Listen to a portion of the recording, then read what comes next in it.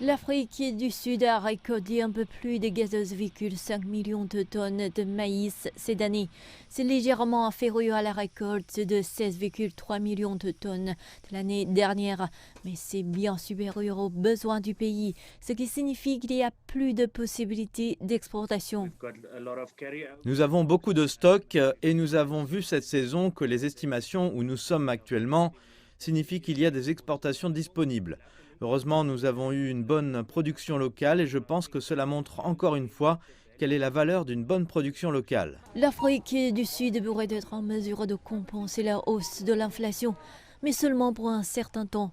Le pays doit toujours importer du blé, mais les 14% qu'il a importés cette année ne provenaient pas d'Ukraine ou de Russie. La Lettonie, la Pologne, le Brésil et l'Argentine étaient nos plus gros importateurs, mais parce que le monde se bouscule, cela signifie que nos prix des intrants augmentent et qu'il y aura des importations plus chères dans le pays. Ces importations viendront s'ajouter à l'inflation alimentaire et au coût des intrants. Mais l'Afrique du Sud est bien placée pour boucher les trous laissés vers les exportations de céréales russes et ukrainiennes. Les agriculteurs sud-africains devraient également récolter un volume record de 1,8 million de tonnes de soja et plus de 900 000 tonnes de tournesol utilisés pour l'huile de cuisson. Ça a été une bonne saison en termes de météo.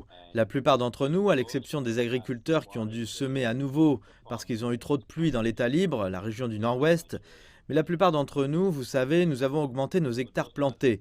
Donc nous nous attendons à une bonne augmentation du rendement à cause de cela. Donc avec le soja et le maïs, il y a des opportunités. Mais rappelez-vous, c'est toujours lié à ce que nous appelons les prix de parité d'exportation et de parité d'importation.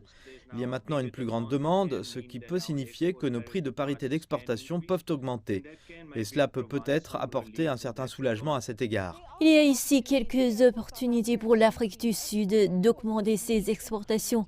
Cela permettra bien sûr d'augmenter les bénéfices, mais surtout d'aider les pays qui dépendent fortement de ces cultures.